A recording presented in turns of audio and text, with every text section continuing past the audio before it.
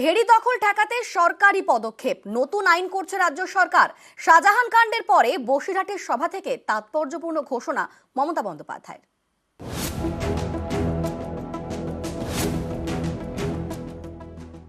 আপনাদের এখানে কত মাছের ভেড়ি আছে, অনেক ভেড়ি আছে, অনেকে দখল করে। ভেড়ি নিয়ে এতদিন পর্যন্ত স্বাধীনতার 1947 সাল থেকে কেউ কোনো পলিসি করেনি।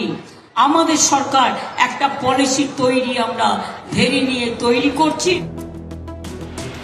উত্তর 24 পরগনার সন্দেশখালী, এখানে জায়গায় জায়গায় ভেড়ি।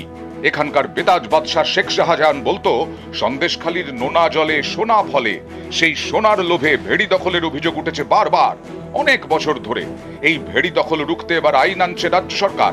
মঙ্গলবার বসিরহাটের সভায় দাঁড়িয়ে ঘোষণা করেন মমতা বন্দ্যোপাধ্যায়।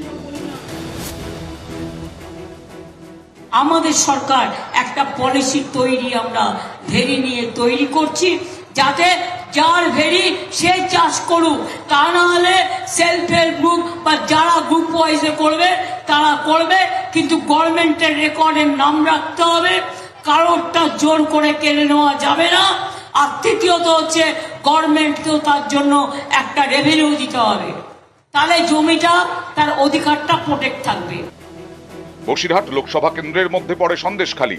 যে সন্দেশখালী এবছরের শুরু থেকেই গরম, বিক্ষোভ, অবরোধ থেকে আগুন, কিছুই বাদ যায়নি। শেখ শাহজাহান এবং তার অনুগামীদের বিরুদ্ধে উঠেছে ভুরি ভুরি অভিযোগ। সব থেকে বেশি অভিযোগ ভেড়ি নিয়ে। স্থানীয়দের দাবি, শাহজাহান বাহিনী জোর করে অনেকের ভেড়ি দখল করেছে, আবার অনেকের চাষের জমি কেড়ে নিয়ে সেখানে ভেড়ি তৈরি করেছে। সরকারের ক্যাম্প অফিসেও এরকম নানা অভিযোগ জমা পড়ে। আজকে 40 বছর কেনা হয়েছে জমিটা, সেই জায়গার উপরে জোর করে 3জন পার্টিকে বসিয়ে দিয়েছে পাকা ঘর বেঁধে, বিডিও, এসডিও, এসপি, কিন্তু ওনারা বারণ করেনি। ভয়ে ভয়ে সংক্রান্ত আমরা আর আগাতে পারছি না। মানুষকে হুমকি দিয়েছে, ভয় দেখিয়েছে, আমাদেরকে মারধর করেছে। এটা করেছে শেখ শাহজাহান, শেখ শিবু হাজরা, তারপরে উত্তম সরকার। আমরা প্রতিবাদ করেছি, আমাদেরকে মারধরও করেছে।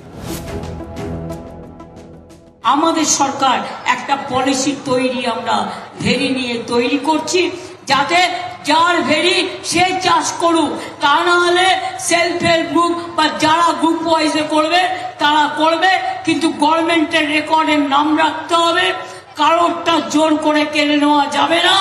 আর তৃতীয়ত হচ্ছে গভর্নমেন্টকেও তার জন্য একটা রেভিনিউ দিতে হবে, তাহলে জমিটা তার অধিকারটা প্রোটেক্ট থাকবে। কার ভেড়ি কে দখল করছে? দখল তো হচ্ছে সাধারণ মানুষের জমি।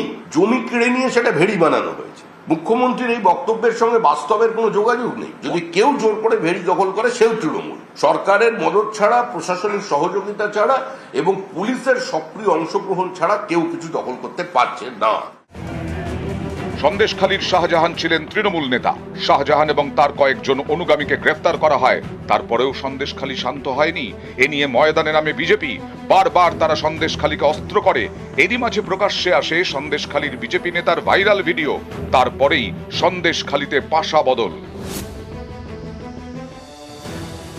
24 লোকসভা ভোটের বড় ইস্যু সন্দেশখালী। এ নিয়ে শুরুতে অস্বস্তিতে ছিল তৃণমূল। পাশা বদলে সেই অস্বস্তির ছবি বদলে গেছে। মঙ্গলবার বসিরহাটে প্রচারে গিয়ে সন্দেশখালী নিয়ে বার্তা দেন তৃণমূল নেত্রী।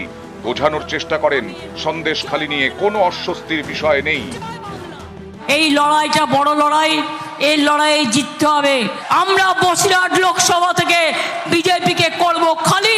বসিরহাটে হাজী নুরুল যেদিন জিতবে, তার কয়েকদিনের মধ্যে আমার প্রথম ভিজিট এবার সন্দেশখালী হবে।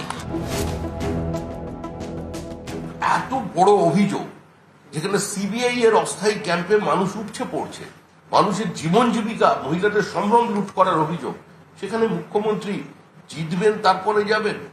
আরেকবার তিনি সন্দেশখালীর মানুষকে অপমান করে এলেন বসিরহাটে গিয়ে। নিউজ 18 বাংলা। ভেড়ি দখল ঠেকাতে সরকারি পদক্ষেপ, নতুন আইন করছে রাজ্য সরকার। বসিরহাটের সভা থেকে তাৎপর্যপূর্ণ ঘোষণা মমতা বন্দ্যোপাধ্যায়ের। আর মুখ্যমন্ত্রীর এই সিদ্ধান্তকে সাধুবাদ সন্দেশখালীর বাসিন্দাদের। সেটা তো খুব ভালো জিনিস।